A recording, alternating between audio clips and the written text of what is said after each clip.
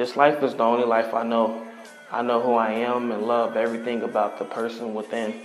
My life is a journey. No need for directions. As long as I'm moving forward, I'll find my way. And when I make it there, I look back on the road from previous days and leave street signs for the next person to find their way. I live without fear, without regret, accepting of every choice I've made, thus being a lifer.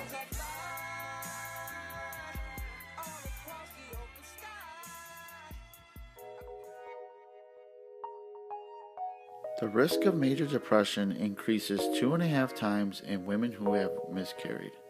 Approximately 20% of women experience intense and frequent feelings of yearnings for a lost child for up to 6 months after the loss. I'm a 2-year-old. I'm in college.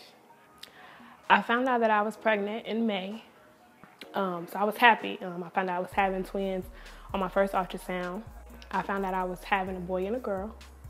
I was ecstatic. Like, I had just moved into my new place, started a new job. I was able to move around and do what I wanted. I bought a new car. Like, everything was falling in place. And then I started doing overtime like crazy. I was at work. I was on my normal shift. It was like 3 o'clock. Oh, I went to the bathroom and it was like, I never really seen that much blood in my life. So I left the hospital. I didn't think anything of it. I went to get a second opinion the next morning, and that's when I found out that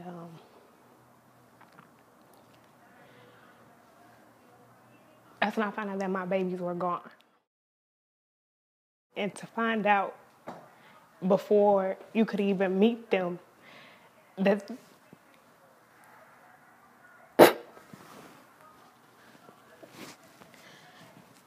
you never were going to see them.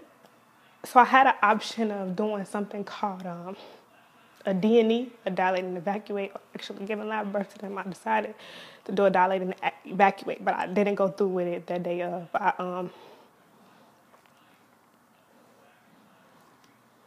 I waited a week. They gave me pills to start the natural process. It didn't really work, so I did it the next week. And after dilate and evacuate, like, I had amazing doctors. I got a birth certificate.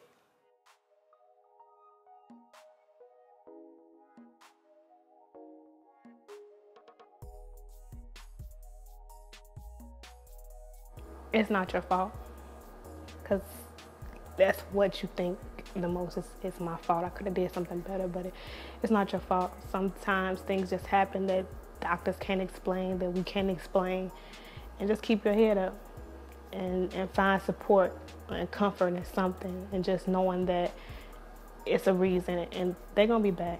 If it's part of God's plan, then y'all will meet again. Common emotions experienced by a bereaved parent are guilt, regret, despair, loneliness, and anger. So it is very important to let those know who are bereaving it is not their fault, they are not alone, and also try to make them laugh or put them in a happy place the best you can. Parents should strive to take away some of the pressure weighing on their child and create opportunities for them to find activities that they enjoy and feel good about doing. Suicide is the third leading cause of death among 10 to 24-year-olds. Between 1999 and 2007, a total of 39,000 young people aged 10 to 24 died by suicide, translating to nearly 4,400 deaths in this age group every year. When I started dancing, when I was depressed, I could express my feelings. It pulls aside from what's going on in reality. It's just an escape of what's really happening to my life.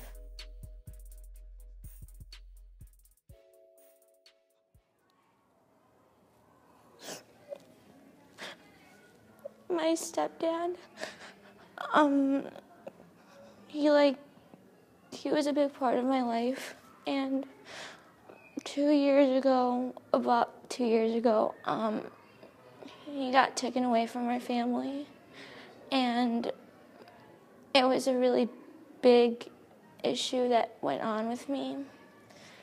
And he was also like my best friend, and we used to like hang out all the time, and we would like have inside jokes.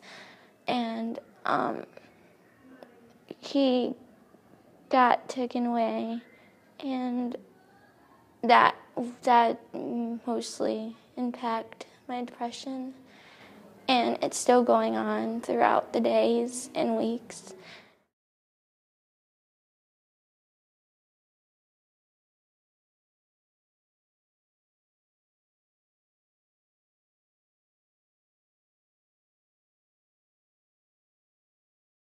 We talk about how, like, she gives me advice on things that I don't know what to do. And she tells me a lot of, like, problems that also other people have, and she compares them with me and, like, shows me, like, I'm not the only one that's dealing with this. And we talk about what impact my depression on the first day I went. And she's actually a really important person to my life because she helps me. And I get really excited when I get to see her because I could just let all my feelings out. I would speak up because honestly it's not worth on what you're doing, because